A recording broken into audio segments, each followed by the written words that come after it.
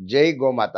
క్రోధీనామ సంవత్సర ఉగాది శుభాకాంక్షలందరికీ తెలియజేస్తూ, అసలు ఈ ఉగాది అంటే ఎందుకు మనం పర్వంగా జరుపుకుంటాం?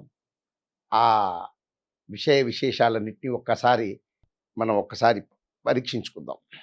మనకి ఆంగ్ల భాషలో 12 నెలలున్నాయని అందరికీ తెలుసు. ప్రపంచంలో ఉన్న వాళ్ళందరికీ కూడా జనవరి నుంచి డిసెంబర్ దాకా పిల్లలకు గూడా మనం నేర్పేవి అవే నేర్పుతున్నాం.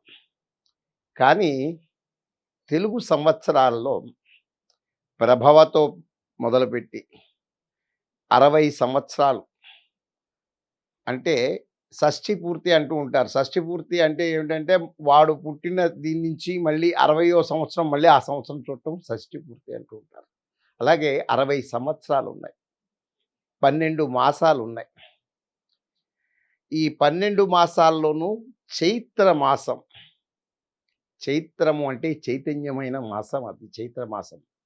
ఆ రోజున వచ్చే శుక్ల పాడ్యమిని మనము ఉగాది అంటాం. అది యుగానికి ఆది కాబట్టి ఉగాది.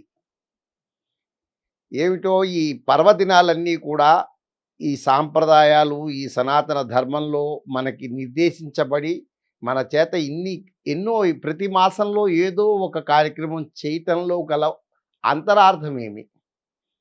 ఈ అంతరార్థం ఏమిటి అంటే సమాజ హితం కోసం, లోక కళ్యాణం కోసం నిర్దేశించబడిన పర్వాలు ఇవన్నీ కూడా. మనకి పండగంటే సెలవొచ్చిన రోజున మనం ఇది తిని పడుకోవచ్చు, స్కూలుకి వెళ్ళక్కర్లా, ఆఫీసులకు వెళ్ళక్కర్లేదనే భావనలో ఉన్నాం మనం ఇవాళ. కానీ తెలుసుకోవాల్సిన అంతరార్థం ఏమిటి అంటే, మనకి శివరాత్రి తర్వాత చలి తగ్గి ఉష్ణోగ్రతలు పెరుగుతూ ఉంటాయి. ఈ ఉష్ణోగ్రతలు పెరిగినప్పుడు ఈ చలి నుంచి ఉష్ణోగ్రతల వైపుకు ట్రాన్సిషన్ పీరియడ్, ఆ మార్పు చెందే విధానంలో మన శరీరంలో రకరకాల మార్పులు జరుగుతూ ఉంటాయి. మనకి ఈ ఉష్ణోగ్రత మూలాన మనం తాగిన నీళ్ళు చెమట రూపంలో, బిందు రూపంలో బయటకు వస్తూ ఉంటుంది. చిన్నపిల్లలకి ఎక్కువ వడగాలులు తగిలి ఇబ్బంది పడుతూ ఉంటారు. చిన్నపిల్లలకి మోషన్స్ అవుతూ ఉంటాయి, డిహైడ్రేషన్ అవుతూ ఉంటుంది. ఇదే కాకుండా పిల్లల్లో ఆట్లమ్మ అంటుంటారు, చికెన్ పాక్స్, ఇవన్నీ కూడా వ్యాప్తి చెందే సమయం ఇది. అందుకని ఇలాంటి ముందుగా గుర్తించిన మన ఋషులందరూ కూడా మనకి మార్గనిర్దేశం చేసి ఈ ఉగాది కార్యక్రమాన్ని ఒకటి పెట్టారు. జీవితం అనేది సుఖ దుఃఖాల, కష్ట నష్టాల, ఇష్టాల, అయిష్టాల అన్నిటి కలయికే మన యొక్క జీవితం.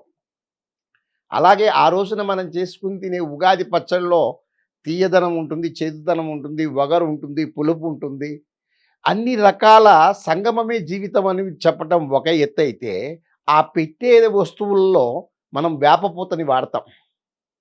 ఈ వేపపూతని, కొత్త బెల్లాన్ని, తర్వాత మామిడికాయ ముక్కల్ని, చెరుకు రసాన్ని, రకరకాల ద్రవ్యాలన్నిటినీ, పచ్చిమిరపకాయలని అన్నిటినీ కలిపి మనకి అందిస్తూ ఉంటారు మన పెద్దవాళ్ళు మన ఇళ్లలో. దాని యొక్క అంతరార్థం ఏమిటి అంటే, ఏదో పచ్చడి చేశారు మనం తింటున్నాం అనేది కాదు. ఇది ఆరోగ్య శాస్త్రానికి సంబంధించింది. ఆ సమయాల్లో గనక మనము వేప పూతని, బెల్లాన్ని, ఈ యొక్క తీపితనాన్ని కలిపి గనక రోజు కనీసం 15 రోజులు గనక తినగలిగితే శరీరంలో ఇమ్యూనిటీ పెరుగుతుంది. మనం ఉగాది రోజు ఒక్కరోజునే తినేసి వదిలేస్తున్నాం. ఎందుకంటే పండగ ఆ రోజుకే అని. కాదు. ఈ ట్రాన్సిషన్ పీరియడ్‌లో మన శరీరం దానికే అలవాటు పడాలి. ఎందుకంటే మందు మనం తగ్గేదాకా వేసుకుంటున్నాం కదా! అలాగే ఈ పండగ పర్వంలో మనం గనక ఉగాది పచ్చడిని గనక చిన్నపిల్లల దగ్గర నుంచి పెద్దవాళ్ళ దాకా కూడా ఈ విధంగా అందిస్తే ఆరోగ్యాన్ని బాగు చేస్తుంది. ఆరోగ్యం ఆ ఎండ వేడిమికి తట్టుకునే శక్తిని శరీరానికి కలుగు చేస్తుందని ఆ ద్రష్టలు, ఋషులు గుర్తించి మనకి ఈ పర్వదినం చైత్ర పాడ్యమి నాడు జరుపుకోమని చెప్పారు. అదేవిధంగా పొద్దున్నే లేస్తాం, స్నానాచారాలు అన్నీ కూడా మనమంతా నూనెలు రాసుకుని స్నానాలు చేసి కొత్త బట్టలు ధరించి అంతా చేసి పంచాంగ శ్రవణం అని చెప్పి ఒకటి చేస్తారు. ఈ పంచాంగ శ్రవణం అనేది ఏమిటి? ఎందుకు అది చెయ్యాలి అంటే, మనము చంద్రమానంలో ఉన్నాం. చాంద్రమానంలోనే మనము అన్నీ కూడా చంద్రుడితో ఇది చేసే సూర్యమానం కాదు మన తెలుగు వాళ్ళది. ఈ చంద్రమానంలో ఉన్న దీన్ని ఏం చేస్తామంటే, ఈ చంద్రుడి యొక్క గమనాన్ని బట్టి మనకి పంచ అంగాల్ని తయారు చేస్తారు. మనం పుట్టిన నక్షత్రాన్ని బట్టి, రాసుల్ని బట్టి ఆ యొక్క ఫలితాలు ఎలా వస్తూ ఉంటాయి, రాజ్యపూజ్యం, అవమానం ఇవన్నీ సూర్యగ్రహణాలు ఎలా ఏర్పడతాయి, ఆ ఒక్క క్రోధీనామ సంవత్సరం వచ్చేది క్రోధీనామ సంవత్సరం కాబట్టి వర్షపాతం ఎలా నమోదవుతుంది, వచ్చే ఉత్పన్నాలు ఎలాంటివి, ప్రమాదాలు ఎలాంటివి పొంచి ఉన్నాయి, ఇవన్నీ కూడా దానిలో ఆ యొక్క గ్రహాల యొక్క గమనాన్ని బట్టి ఈ పంచాంగ శ్రవణాన్ని చేస్తారు.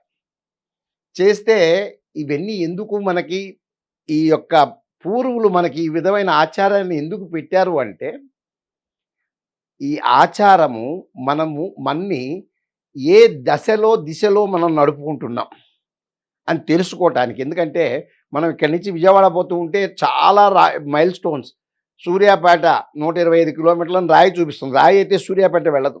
అలాగే ఈ యొక్క నిర్దేశించిన పలానా సమయంలో పలానా ఇంత దూరంలో ఇది ఉన్నది అంటే నువ్వు ప్రయాణం చేస్తే ఉంటుంది. కాబట్టి ఈ యొక్క పంచాంగంలో చెప్పిన విషయాలన్నిటినీ రాజ్యపూజ్యం, అవమానం, ఇవన్నీ ఆదాయం, వ్యయం ఇవన్నీ వింటాం మనం. కానీ భయపడుతూ ఉంటాం. తక్కువగా ఉందంటే ఎక్కువ చేసుకోవాలి, ఎక్కువగా ఉంది అంటే దాన్ని 10 మందికి పంచాలి. కాబట్టి ఈ పంచుడు పెంచుడు అనే పాయింట్లో మన యొక్క జాతకాన్ని మనం నిర్దేశించుకోవాలి తప్ప, వచ్చే కాలంలో మార్పుల్ని బట్టి మనం ఎలా ఉండి ప్రవర్తిస్తే మన భవిష్యత్తుకు ఎందుకంటే మన భవిష్యత్తుకి మనమే నిర్ణేతలం కాబట్టి మనమే దాన్ని ఇది చేసుకుని బయటికి తీసుకెళ్ళాలి తప్ప, ఎవరో వచ్చి మనకి ఎన్ని పంచాంగ శ్రవణాలు చెప్పి ఆదాయం ఉంది కాబట్టి ఇక నేను ఏం చేయనండి అనుకుంటే తప్పు. కాబట్టి రాజ్యపూజ్యమైన, అవమానమైన సమభావంతో కనుక తీసుకోగలిగితే, దానిలో ఉండే లోపాలను తెలుసుకుని సరిదిద్దుకునే తత్వం మనకు ఉంటే, అందుకోసం ఈ పంచాంగ శ్రవణాన్ని మనకు అందజేశారు.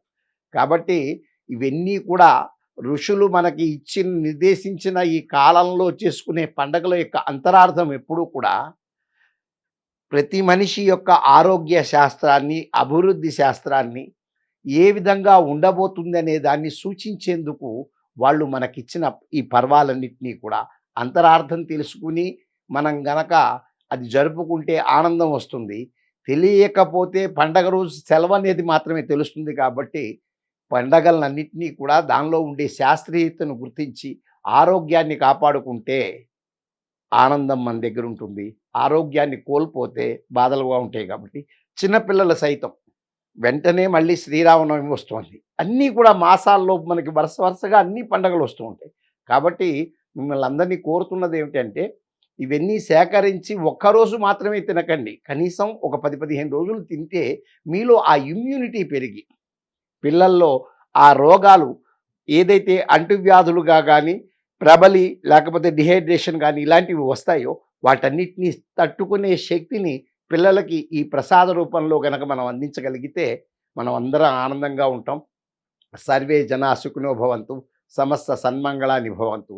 కాబట్టి మీ అందరికీ ఉగాది నామ సంవత్సర శుభాకాంక్షల్ని మళ్ళా తెలియజేసుకుంటూ మీ దగ్గర సెలవు తీసుకుంటున్నాను. జై గోమాత.